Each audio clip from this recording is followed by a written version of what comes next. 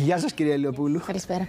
Καλώς ήρθατε. Να πάμε λίγο στις τροφές. Να δούμε πού γίνεται η ζημιά εκεί. Σχετίζεται το φουσκώμα και γενικά το πρίξιμο με τις τροφές, γιατί σκέφτεται ότι πολλοί κόσμος πολλές φορές το βιώνει με τα γευματικά. Οπότε όταν τρώει κάτι, μετά το γεύμα ή κάποιο τρόφιμο, φουσκώνει. Ναι. Οπότε σίγουρα η διατροφή συνδυάζεται. Και πρέπει να σας πω ότι πολλοί άνθρωποι παρατηρούν και ποιες είναι αυτές τις τροφές και σιγά σιγά τις περιορίζουν. Το κάνουν και μόνοι τους. Δεν χρειάζεται κάποια συμβουλή ειδικού. Αλλά βλέπουμε ότι αυτό συμβαίνει, ας πούμε, με τα γαλακτοκομικά. Εκεί φαντάζομαι ότι είναι η δυσανεξία στη λακτόζη.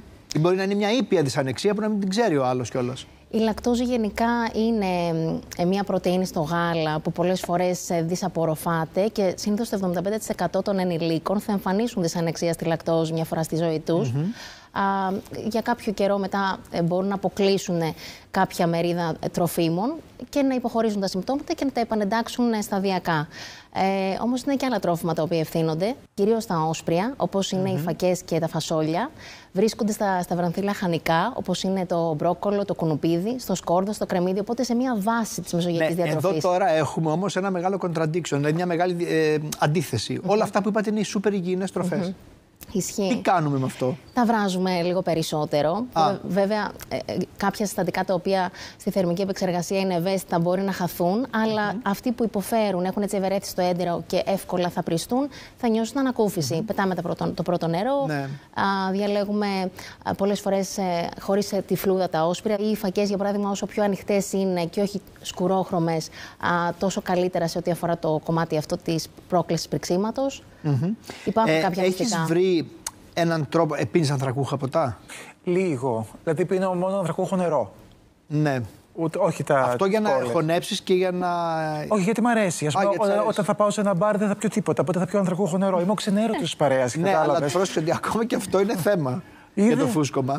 Ενώ πολλοί κόσμος πιστεύει ότι κάνει το αντίθετο, ότι ξεφουσκώνει. Ενώ τα ανθρακούχα ότι σε βοηθούν. Ναι, θα τον ανακουφίσει. Αλλά δεν. Δεν ισχύει, γιατί σκεφτείτε ότι αυτό το ανθρακικό το οποίο είναι μέσα στα ποτά αυτά, πολλές φορές εγκλωβίζεται μέσα στο γαστρεντερικό σωλήνα και προκαλεί αυτό το συναίσθημα, δηλαδή το πρίξιμο, το κοιλιακό άλογος. Δεν πίνεις εσύ, αλλά εγώ να πω ότι μου αρέσει η μπύρα και η μπύρα το κάνει αυτό, δυστυχώς. Η μπύρα το κάνει, διότι και αυτή έχει ανθρακικό, αλλά έχει και πηγές υδατανθράκων που λέγαμε πριν, οι οποίες δεν απορροφώνται πλήρως, οπότε υπόκεινται σε αυτή τη ζύμωση.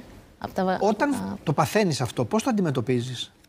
Κοίταξε, ας πούμε, εγώ με το γάλα έχω αυτό που λέτε και μάλιστα με μια συγκεκριμένη μάρκα που διαπίστωσα, ας πούμε, πια, που δεν έχει σχέση με λακτόζη, όχι, μιας εταιρείας. Μπορεί να ήταν κάποιο συστατικό που σε πείραζε, δηλαδή μου.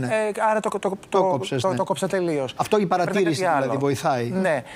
Επίσης, πολλές φορές με έχει πειράξει και ο καφές. Και όμως ισχύει. Παρότι πολλοί κόσμος αγαπάει τον καφέ, αυτοί που έχουν ειδικά ευερέθηση στο έντερο παρατηρούν πολύ συχνά ότι με τον καφέ αισθάνονται αυτή την αίσθηση του φουσκώματος ή με το συνδυασμό του καφέ μαζί με γάλα, που είναι πολύ πιο δύσκολο. Καλά, αυτό είναι πολύ δύσκολο. Το ξέρω. Δυστυχώς το καπουτσίνο δεν είναι η καλύτερη επιλογή σε καφέ. Δεν μου αρέσει, τι να κάνω. Να πάμε να λύσουμε το θέμα αυτό με αντίστοιχες τροφές. Δηλαδή να λύσουμε το φούσκωμα πάλι με τροφές. Τα προβιωτικά είναι το α και το ω για την αντιμετώπιση του πριξίματος και γενικά για την υγεία του εντέρου και για τη δυσκολιότητα, γιατί σκεφτείτε ότι η δυσκολιότητα από μόνη της είναι ένας ανεξάρτητος παράγοντας για την αίσθηση του πριξίματος, έτσι. Να τα βρει στο κεφίρ. Εγώ, ας πούμε, πίνω κάθε πρωί ένα τέτοιο κεφίρ. Με φρέσκα φρούτα, είναι αυτό το πρωινό μου. Και το οποίο κεφίρ. Και έχω σωθεί στην κυριολεξία. Και είναι κατάλληλο και για αυτούς που έχουν δυσανεξία στη λακτόζη το κεφίρ. Οπότε είναι πολύ καλή επιλογή. Όπως επίσης είναι και το ξινόγαλα, το αριάνι.